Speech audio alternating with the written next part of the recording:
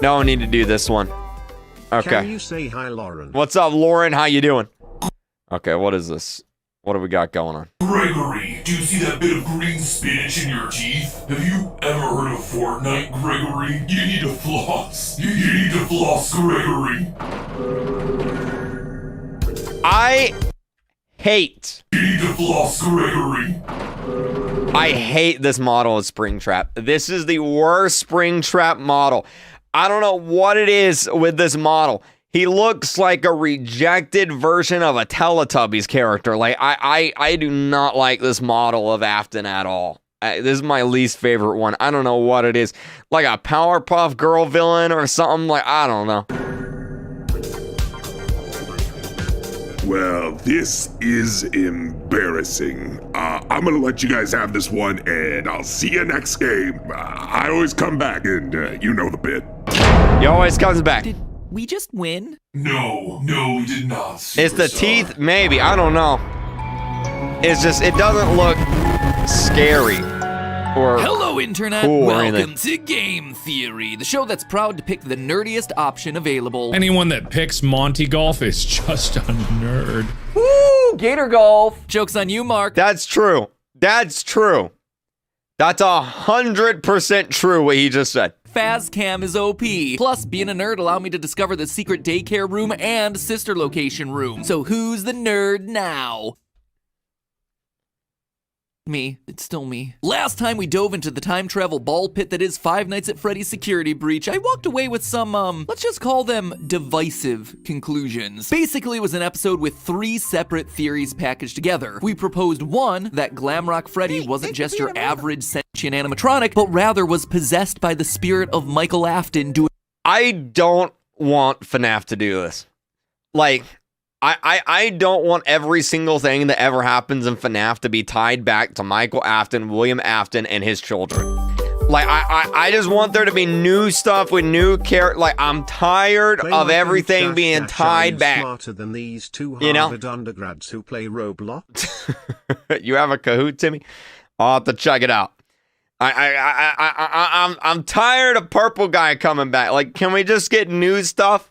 Doing everything he can to protect Gregory. This one was generally well received, so cool, let's keep going. Why would Michael protect this random kid? Well, because 2, Gregory, whether literally or symbolically, is Michael's younger brother. No. FNAF 4's crying child. I started to lose people at this point, but it was really theory number 3 that threw us for a loop, because there's a good bit of evidence in both the game and in the history of the franchise. Check the, oh, wait.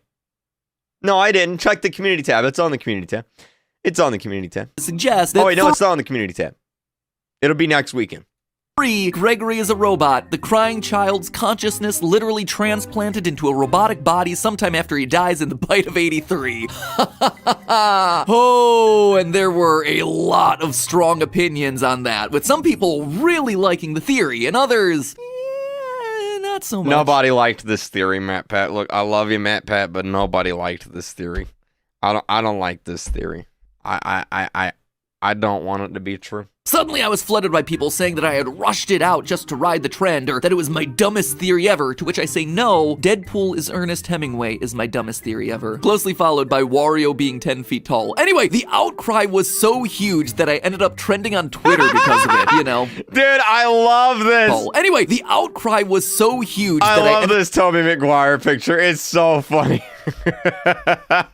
up trending on Twitter because of it, you know. Didn't get much better from there. Weird side note, later in the same week, I was trending again because a group of performers juggled to the song Megalovania during an event for none other than the Pope. It only took 5 years, my friends, but it looks like that Steam code I gave him for Undertale finally paid off. They called me a madman. Anyway, like I said, a lot of heated opinions on the last one, with Twitter basically boiling down this 18-minute long 4,000-word theory down to this single image. So, yeah, thanks for not including literally anything else from that last video. So before we get to the next theory all about Vanessa, let me just address some of the biggest counterpoints I saw to the previous theory. Not because I'm convinced I'm right, far from it in fact, but because I think that the Gregory is crying child theory currently fits the best with everything the game has presented to us thus far. No, First, one of the key I pieces of don't evidence want him to beat it. Like, can't he just be a kid, man? Like, I don't. Like, imagine if you're watching the next Marvel movie, and it turns out that Thanos is actually Iron Man's child from an alternate timeline that grew up and then went back in time, and he didn't know that Iron Man was his dad, but Iron Man's actually his dad, and oh my god, Iron Man and Captain America are actually related, and Captain America's mom is actually Thanos' mom, and no. Like, does everything have to be this connected? Like, come on, man. Last episode was this line right at the start of the game where Freddy says to Gregory, I feel you are broken. This, to me, was a clear connection back to the crying child from FNAF 4 where psychic friend Fredbear says to him, you are broken. I mean, kinda speaks for itself. It's a parallel that's made stronger when you actually remember how that line gets delivered back in that game. There was really no way of knowing back when FNAF 4 was released, but thanks to a secret room found in Sister Location, we know that psychic friend Fredbear is actually a plushie with a walkie-talkie inside of him. A walkie-talkie that allowed William Afton to scare and manipulate his youngest son. Father of the Year, ladies and gentlemen. Also know that throughout FNAF 4, all of William... I think this is the only situation where if William Afton went to go get milk and never came back, it would have been a positive. Is Roblox back? I don't know. Still says get a load of me. I don't know. William's lines use the color FFFF57, a bright golden yellow. Golden bunny, golden yellow makes sense. But the iconic final lines of you're broken, I will put you back together actually use a different color, a lighter yellow, FFFFA0. Back then, we never really came to a satisfying explanation. Was it a mistake? Was it another spirit? Was it maybe the puppet? But now, 7 years of investigation later, we know for sure someone else is indeed talking here. Someone who, in Sister Location, is mistaken for his dad. Someone who turns purple just like his dad. Someone who can't die like his dad. And someone who had the lines immediately prior apologizing to his kid brother, but when that didn't get through, decided to try comforting him through the voice of his best friend. Guys, listen. I need y'all to pretend it's not back up yet, okay? Let's all pretend, okay? So let's all just be like, okay, let's just pretend.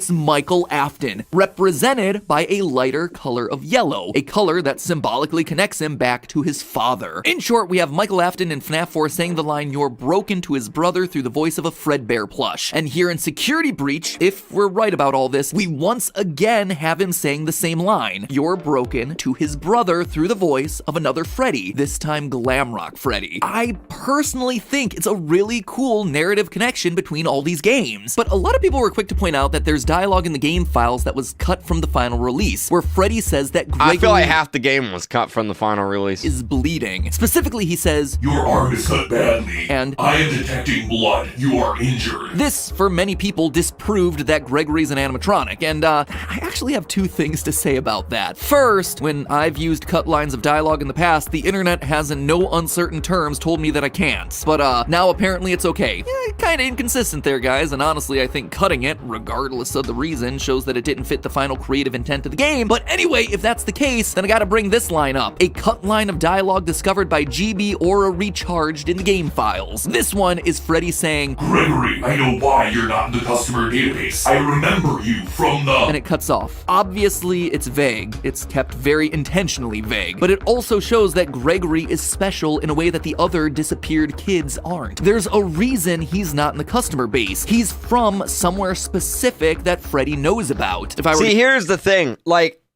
I don't know if they cut that from the game. Like, what's the game rated? T for teen? They could have definitely said that in the game and still got the T for teen rating. There's plenty of games that are T for teen that have blood all in them. Halo Infinite, for example, is T for teen, but it's got blood all in it. So, like, they didn't cut it for rating reasons. I can guarantee you they didn't cut it for rating reasons. So I don't know why they cut it from the game. To guess, I'd say like the underground pizzeria, but you know, that's just me hypothesizing. Adding to the Gregory is special idea is the fact that Chica knows his name. She calls it out in the middle of the pizzeria. Strange detail for a kid who supposedly has no records in the system. Secondly, and I hate to be the bearer of bad news here, but in the books, because everybody loves when I go back to that well, animatronic children do actually bleed. They can also cry and feel cold. Heck, they can even feel hungry and eat. And you don't even have to go to the books for that one. Hey, stop being right. I don't want him to be connected to... I just, Roblox is back. I just stop saying that. No, it's not. I reject your reality and I substitute my own, okay?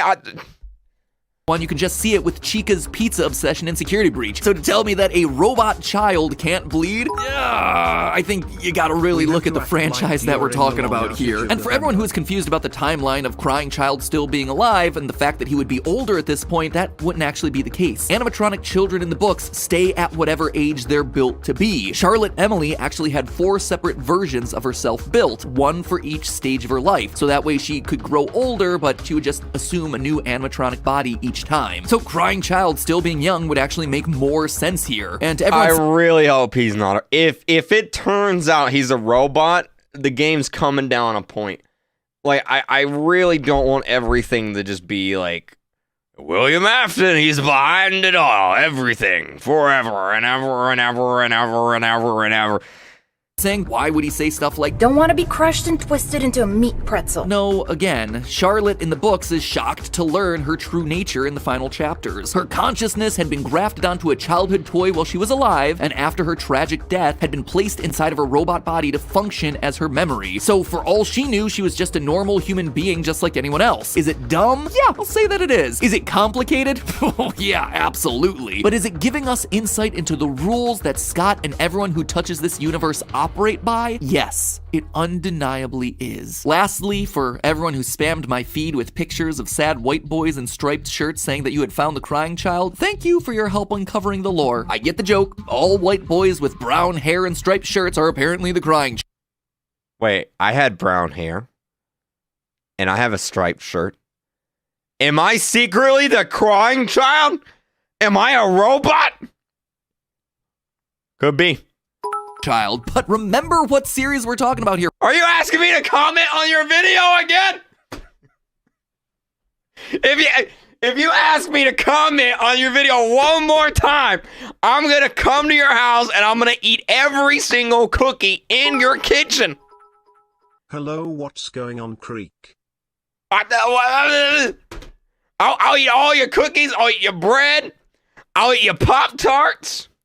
I'll eat everything in your kitchen. Whew. What? Hold up. What? Where's he at? Where's he at? Where's he at? Where's he at? This is the last time I'm commenting on videos. All right. Where's it at? Where's the video? Where's it at? Where's it at? Let's see. Where is it? Right here. All right, I'm gonna comment on the video. I'm gonna comment on the video. All right. This is my comment. All right, that's my last comment on the video. No more video comments. Your friends, visual design details have always been an important part of figuring these games out. Take a look at Baby. During Sister Location, she has green eyes, but when you play her minigame, she has blue ones. You're mean. I'm very mean. No, he knows I'm joking. He knows I'm joking. Until she kills Elizabeth Afton. I'm not actually gonna go to his house and eat all his cookies. I'm just joking. The bread, though. I might do the bread. I don't know about the bread. But the cookies, nah. Lo and behold, had green eyes. Superficial design features like this help us to connect the dots. Are they the be-all and end-all of evidence? No, but they do help support an argument. So a little brown-haired boy in shorts with a shirt and 2 stripes seems sus. Have you ever heard of Among Us, Gregory? Speaking of eyes, for all the complaints about the last episode. Thank you, I'm human. Crying face. Crying face. Just like the crying child. Face. Acts perfectly. Thank you. Thank you for acting perfectly. I appreciate it. So no one seemed to have any answers to what I see as the 2 strongest pieces of physical evidence here. Why does Gregory look different when Freddy gets Roxy's X-ray eyes? You look different to me. And secondly... That's easy. Because he didn't have X-ray vision, and now he has X-ray vision. If I got X-ray vision and I looked at someone, I would see their insides. You know what I'm saying? Roblox is back. So I don't really understand this part of his theory. Like his theory makes sense for the most part, but even though I don't like it, but this part I don't get. Like if I got X-ray vision and I looked at anyone, they would look different because I would see their bones. Without X-ray vision, you're not going to see their bones, so I don't really get this part. Why does Gregory's vision glitch when he sees Vanny? Why does he have such a weird visual reaction to her? It's because he's a simp, and he looks at Vanny, and he starts blacking out, because he's like, Hot, hot, hot, hot, hot, hot, hot, hot, hot, hot, hot. He starts blacking out. His vision goes blurry. It's just, he's a simp, and that's all it is. That's why. That's why. And to literally no other character in the game. Well, you hear that high-pitched ringing sound as Vanny skips and gets closer? Because he's a simp. It seems to be a disruptor that makes her invisible to animatronics with older model eyes. In the Fire ending, Freddy, who could— No. Hold up. His vision gets blurry when he sees Vanessa or Vanny. My cookies are gone. Because Craig. he's a simp. And yeah, that's why. His vision gets blurry when he sees Vanny because he's a simp. There you go. Can see her at any point in the game, explicitly says, I can see you now. I have new eyes. I mean, this is exactly how the much-hated sound illusion discs from the books work. And now he knows that Vanny is actually Vanessa because he has X-ray vision and he can see that, right? Creating a high-frequency sound to make people and robots invisible and or look differently, but I'm already fighting a losing Wait, is he battle. saying Vanessa's a robot too? Not my FNAF waifu. No.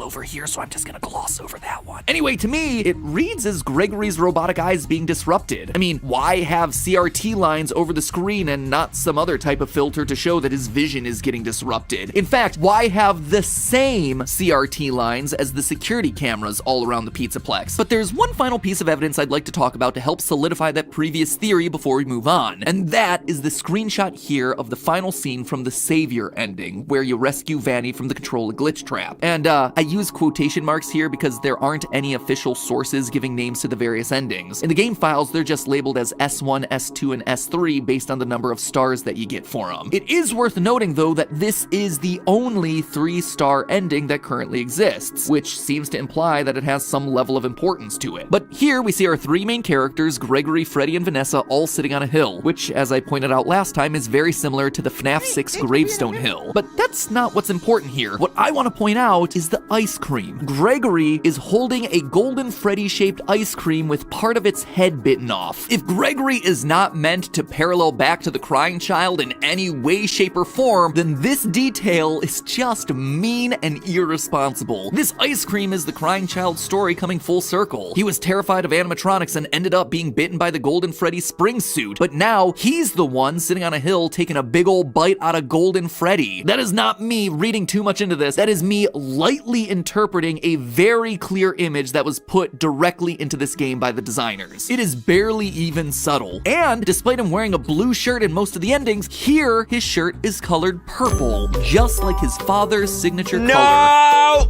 that's the lighting. Hey, Creek, No, can you friend me? My user is no, that's the lighting. It's just the lighting. Couple that with literally everything else, his lack of records, the fact that he goes into the charging station. So I stand by my theory that Gregory is an animatronic. URL. I mean, I go in the kitchen, but that doesn't make me a refrigerator, you know? Like, just cause he goes in the charging station doesn't mean he's a robot.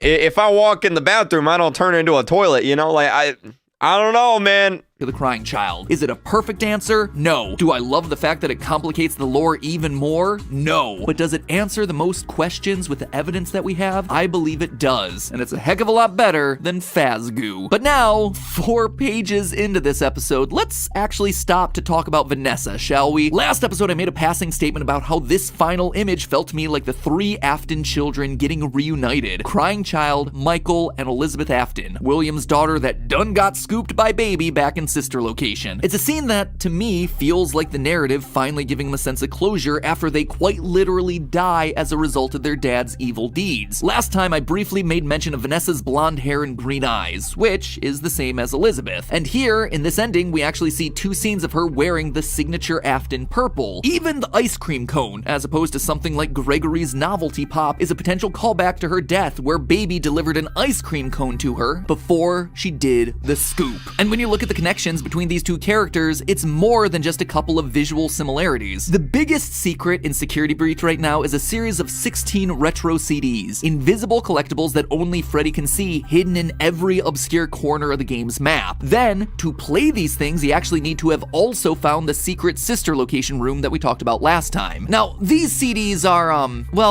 they're problematic. They open up a whole separate can of worms. They're recordings of therapy sessions following two separate individuals, patient 46 and patient... If he's about to tell me that Vanessa's a robot, I'm gonna lose my mind. 71. The exact identity of patient 46 is a theory for next time that will absolutely launch us into yet another flame war, but early in patient 71's tapes, we learned that it's actually Vanessa speaking. Hello, Vanessa. How are you feeling today? No. It's separate personalities. Vanny is a dual personality of Vanessa.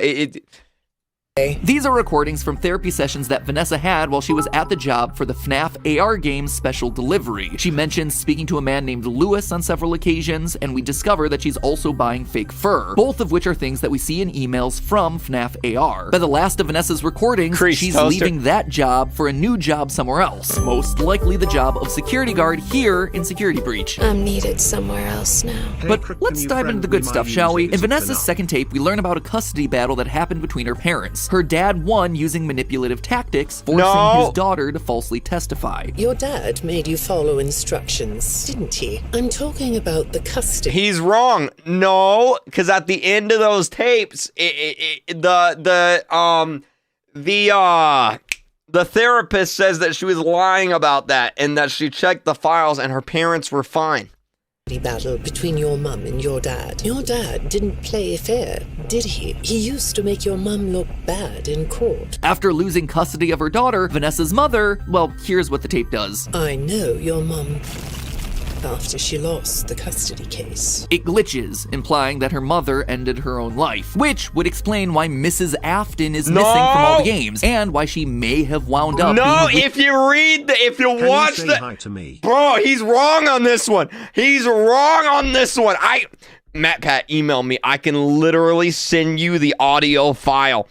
The last tape, the 16th tape, when you play it, it specifically says that she lied about all of this stuff and her parents were fine. Rebuilt as the motherly Ballora in Sister Location, a robot that, wouldn't you know it, sings about her inescapable depression now that the walls of her house are empty. All I see is an empty room, no more joy, an empty tomb. We also hear Vanessa lines like this. Oh, you like those? Apparently, the janitor on this floor has a garden and has been putting bouquets in the offices here for years. Vanessa likes flowers. A small detail, but you know me, small details can often be the biggest evidence. Who else do we know in the series that has an affinity for flowers? Well, think back to FNAF 4. Remember this random empty bedroom with a huge portrait of a flower on the wall? It's Elizabeth's room before she got scooped. Then you have Vanessa lines like this. Lots of people know more than I do. Sometimes I need to listen. Now, this might be a stretch, but I believe it's referring to when Elizabeth got scooped by Baby. Her dad had repeatedly and explicitly warned her not to go near Baby, but she didn't listen, and in doing so, she ended up getting herself trapped inside the animatronic. Don't tell Daddy that I'm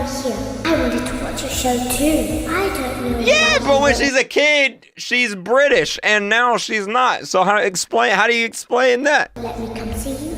You're wonderful. Vanessa also says in her tapes that she doesn't like dark basements. I have a craft space in my basement. Maybe I could come up with something you could learn to do. I don't like dark basements. It's another line that seems to be pointing us in the direction of Baby, who was trapped underground for years in Circus Baby's entertainment and rentals, looking for a way back to the surface. I've been out before, but they always put me back. They always put us back inside. There's nowhere for us to hide here. There is nowhere to go. And to put one final nail in this coffin, right back in the second CD, we actually learn the name of Vanessa's father. I feel like I know your dad, too. Bill, right? Bill is short for William. If you watch the last tape, it says she lied about you. Trolling us with Man, I love you. I even got your jacket. I was just wearing your jacket, but you're wrong on this one. Incidents, right? Wrong. You see, going back to FNAF AR, we learned that Vanessa's last name begins with an A. From there, we can connect the dots. Bill A, William Afton. But didn't Baby burn at the end of FNAF 6? How can Vanessa be his daughter? Because he died 40 years ago. Vanessa's 20 years old. You telling me that this guy died, got burned alive, came back to life, had a baby with someone, died again, and then came back to life? What?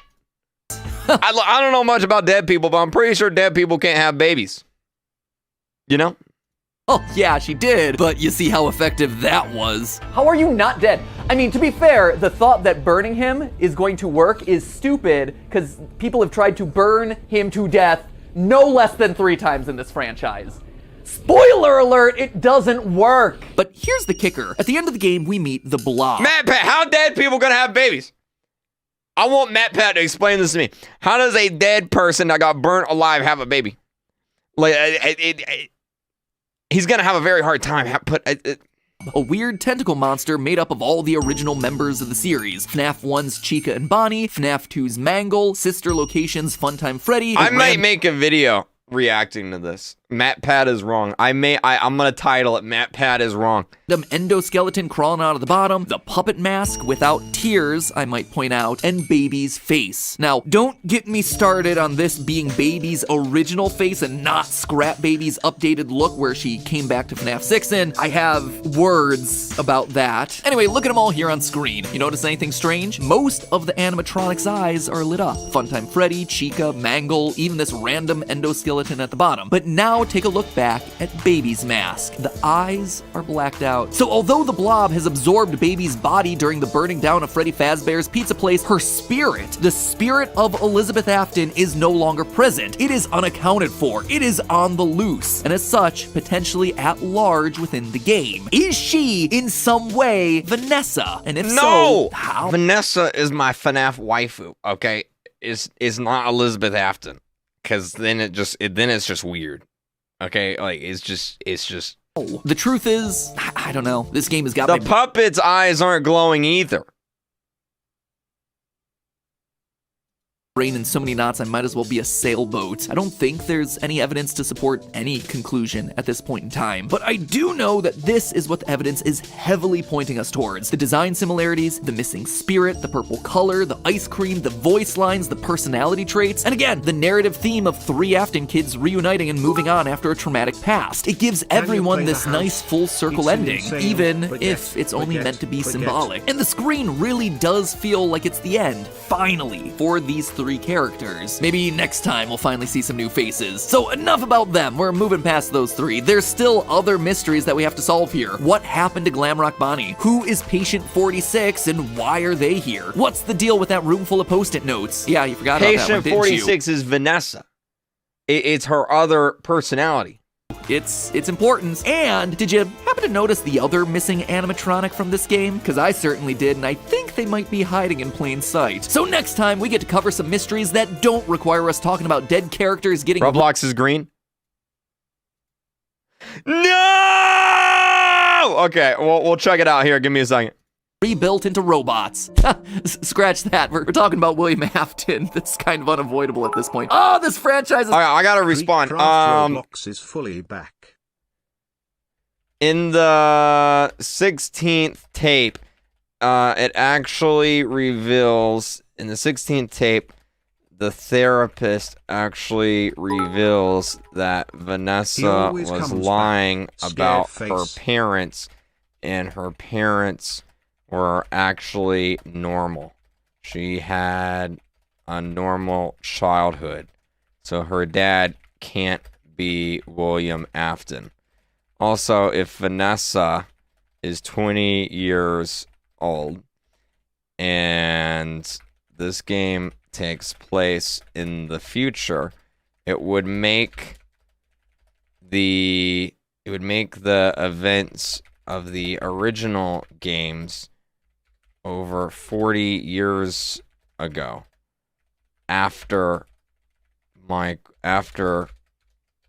William had already died numerous times. How would William come back to life, have a baby as a dead person, then die again?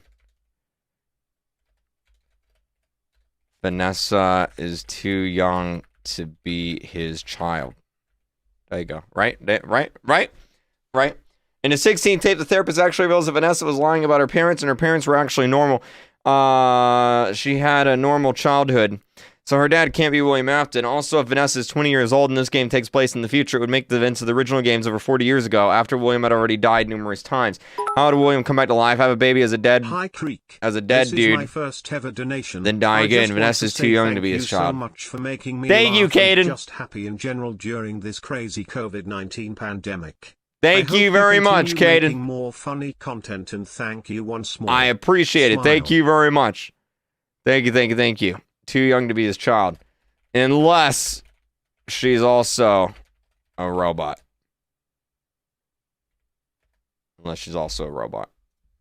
Please don't tell me she's a robot. I just replied twice to this. I'm gonna like it, you know?